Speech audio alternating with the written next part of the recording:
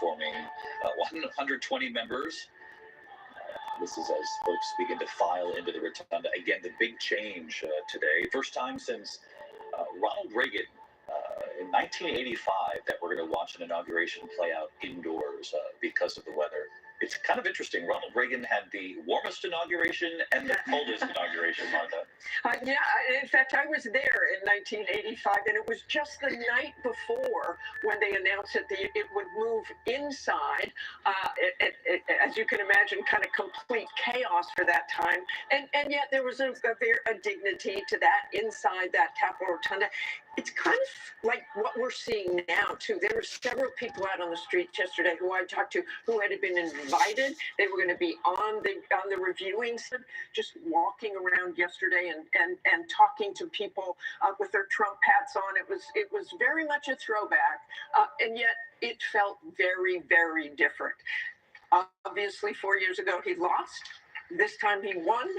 And the people felt that and are supporting it, and you can see that all across the country. And Mark Updegrove, our presidential historian, ABC News consultant, as Martha mentions, a lot of Trump supporters here in Washington overjoyed that he's returning now 8 years later after his loss 4 years ago. And of course, the question is, will he be different? And the country is different. There are a lot of expectations for him. He has a Republican Senate, Republican House, though by very slim margins. But the first sort of order of business, even before these executive actions later today, will be the inaugural speech. And, you know, there's a lot at stake with how he delivers this. We remember the carnage speech of 8 years ago. What do you think he could potentially pull off here today in this effort to try to bring this country together? Well, he talked about that when he won the election. He talked about the fact that we need to unify as a country. We are a deeply divided nation right now, partly because of Donald Trump. Partly because of what we saw play out 4 years ago, the insurrection on the Capitol on January 6th, the very divided nature with which he governed in his first term in office. But he has talked about unity. What I'll be listening for, David, is will this speech be about unity or division? Will it be about grace or grievance? Will it be about civility or discord? When we've seen messages, both. We've seen, in his... when he accepted the nomination of his party in last summer, it was both very interested in hearing what the overture of this next administration sounds like. These are the opening notes and the speech that Donald Trump will provide. Enjoying his final hours in the Oval Office, that sort of last desk time, if you will. And that Marine One, Ronald Reagan used that to leave when he passed the reins, if you will, to his vice president, George Herbert Walker Bush. And Nancy Reagan famously shared with the American people years later that when they took off, first of that moment when Ronald Reagan turned around and saluted, and she said, you could feel it in your throat when you watched that. People were quite emotional, Nancy Reagan said. But then she said they flew up, and he said, "Nancy, look, there's our little bungalow," as they were flying around the White House, and did a loop around. And so began the tradition of sort of flying one last time around the White House. It's regardless of how you feel about an outgoing president, whether you supported them or not, it's always a deeply moving moment to watch them actually leaving the Capitol. You're seeing the motorcade with dignitaries beginning to arrive here at the Capitol. And you give up a lot by going inside, but it also becomes a very intimate passing of the torch, if you will, John.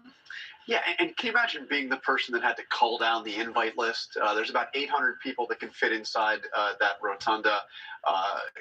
About half of what could have fit on the west front of the Capitol.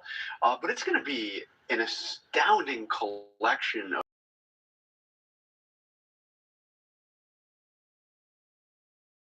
Bush, obviously Joe Biden and the First Lady will be there, but also you got several foreign leaders, including the Vice President of China on hand. And I think most remarkably are the big Musk, of course, there, but also Tim Cook of Apple, also Jeff Bezos, Mark Zuckerberg, the three rich. They were advisors 8 years ago. They went to the White House with Ivanka's father. They will not do that this time, but perhaps they will advise, but from afar and outside the White House. Ivanka Trump has said she loves her father, she loved the time in the White House, but that she hates politics, was the quote, I believe, or something very close to that. Watching the rotunda, we saw Eric Trump and his family moments ago. Wick Johnson, you're right outside there. What do you see? Yeah, David, those images you're seeing just about 20 feet to my right here. We've seen the Trump family walk by. We saw Eric Trump, Laura Trump, their children walk by. You mentioned Ivanka, Jared Kushner walked by as well. We also, of course, saw Barron Trump, who was just a little boy the last time he was in the White House. Now he's easy to pick out, stands above the crowd. More walking up here as the motorcade comes in. We also saw pretty interesting, a short time ago, former Vice President Mike Pence arrived here at the Capitol. As we should point out, 4 years ago, it was not Trump who was here for Joe Biden's inauguration. Instead, it was Mike Pence who attended with his wife, Karen, and took part in those ceremonies. This will be the location of a number of remarkable and historic moments today on the East Front, right over my left shoulder. That's the Senate carriage entrance. Arrivals here, but that presidential motorcade will arrive right here as well. That will have the incoming president and outgoing president in the same limousine. You'll also have the vice presidents and first ladies. They will go inside for the ceremonies. And then, David, you were talking about that moment, that exit, that departure at the end. Joe Biden and Donald Trump will come out here on the east front of the Capitol. Marine One, which landed just a short time ago. That is where Trump will say goodbye to Joe Biden, and that would be quite a sight when the Bidens leave in that helicopter after more than half a century of public service here in Washington. The final chapter politically for Joe Biden and for Jill Biden leaving Washington. Wick Johnson, just shout if you see something interesting. We'll come right back to you. Thank you for that.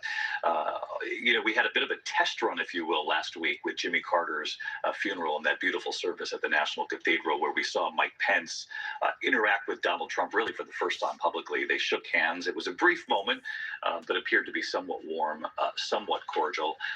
But what a difference from 4 years ago when it was only Mike Pence who showed up for the inauguration of Joe Biden after what the nation and the world saw transpire on January 6th. I want to bring in Governor Chris Christie, who's with us here this morning as well. Governor Christie, famously a part of that transition planning 8 years ago. Not this time, but Governor Christie, we were talking about how different it is this time around. And one of the things that you said that really struck a chord, for me anyway, was that Donald Trump certainly does not seem afraid to be president this time around. He knows the role. He knows the job. No doubt about that. Trump, he famously used to give me a hard time, David, when I was planning the transition for him during the campaign. He hated it. He hated that there was planning going on for the transition. He was superstitious. And one time he said to me, Chris, you and I are so smart that if we left the victory party 2 hours early, we could do the entire transition. It was a misunderstanding by him back then about what he was coming into. He has no such misunderstanding now, David.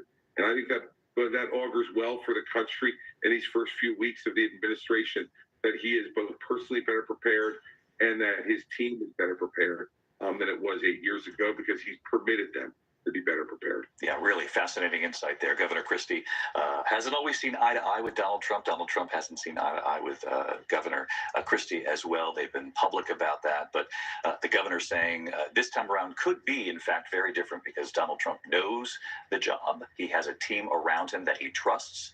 It is about loyalty. And Governor Christie predicting that this could be a successful start in many ways to the second Trump administration. And Governor Christie has said that it's not on policy that he disagrees with Trump. 75% of the time, I believe. Aaron, when he's visiting from NYU this time, David, it really is interesting because think about it. For Donald Trump, most of his life, he has had a member of the family near him. In Trump Tower, the offices go all the way up to the 26th floor. The 25th floor was often referred to as the kids' floor. They were right below Donald Trump. They would quickly summon one of them up for any advice, guidance, hop on a call with him. And that's how things were, David, 8 years ago in the White House. He would, knock on the door next to the presidential dining room off the Oval, and Jared Kushner was right there because that was his office. And right above the Oval Office 8 years ago was Ivanka Trump's office, the senior advisor. So this is a very different time, given that they have made it very clear, Javanka, as they were referred to when they came to Washington, are not coming back this time around. But I do think a presence, David, that we're going to see more around the White House, around the administration, but certainly not taking a formal role, will be Donald Trump Jr. We saw him earlier today. We know that he has quickly become one of the most trusted advisors for his father. J.D. Vance, the vice president-elect, wouldn't have that job for not Donald Trump Jr. He was the one telling his dad, listen, this is the guy, this is the person you want. And obviously that victory cementing it. I do think, David, what's going to be interesting to watch of the family is what other roles they all take. You know, for Eric Trump, he almost gets his own presidency. He's the only one that'll be running the Trump Organization, obviously the company that his father founded. Ivanka, we'll see how often she is around D.C., but has certainly said she supports her father. But I also am keeping my eye on Barron. We know that Donald Trump has said that it was Barron that opened his eyes to a new media this time around, being podcasters. We know the president-elect did many interviews speaking to different podcasters around the nation leading up to the November election and credited Barron. And listen, Donald Trump, we all know, is his own best communications advisor, says he knows media better than anybody. I think it was remarkable to think his youngest child exposed Donald Trump to a new form of media, David. Yeah, it really is fascinating to watch the role of Barron Trump as we move forward. Melania Trump, as you have suggested before, has been very protective of her son, though he too has been given credit as sort of a quiet advisor off to the side during this most recent campaign and trying to reach young men in this country and telling his dad which podcast perhaps he might want to go on to try to reach that audience. You bring up Don Jr., also a very significant power, President Biden, a couple weeks back, that he thought this was important too, that the returning president thought that this exchange, this moment with the outgoing president is an important one. Let's watch.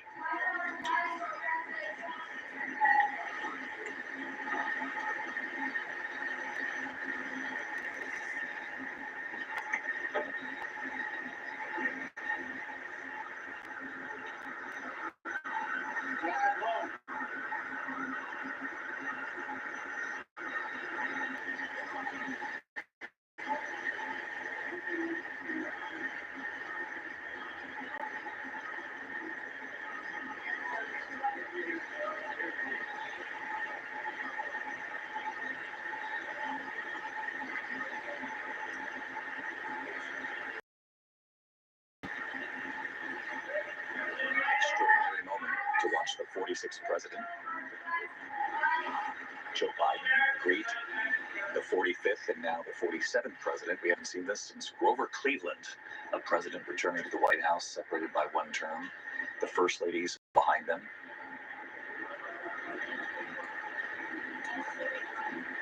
Our producers in the control room believe they heard President Biden say, "Welcome home," to the 47th president, who's now returning.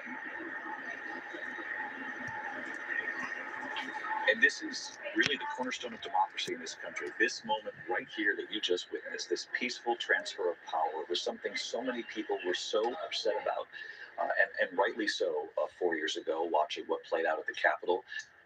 And then many of the American people felt sort of robbed of the moment, if you will, of this moment, this sort of mutual respect that this is the way our system works. It's still relatively young, and it's an experiment being watched all over the world, this young democracy of ours. But that was an important moment, Mary. Democracy in action, David. That is really what American democracy is all about. The ability to say you lost and you're going to welcome the incoming winner. It is also astounding just to think that Joe Biden is there welcoming home, as he may have said, the man that he once defeated. That's only something. Talk here on the backside. Talk here on the backside.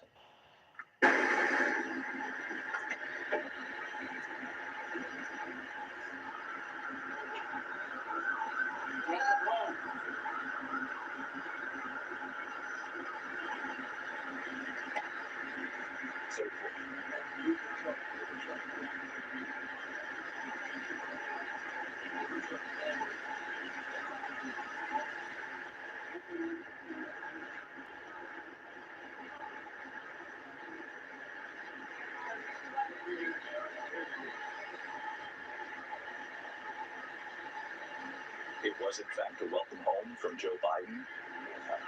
The gentleman welcoming the next president of the United States to the White House. All of them standing there together. And Mary Jordan, 8 years ago, so much was made of Melania Trump. Sort of left in the car, Donald Trump walked right up to the Obamas, and she was sort of trailing. Having worked overseas as a foreign correspondent is in other countries, rivals from different parties. This just doesn't happen, right? I mean, Gentlemen, welcome. sometimes they get thrown in jail by the new guys.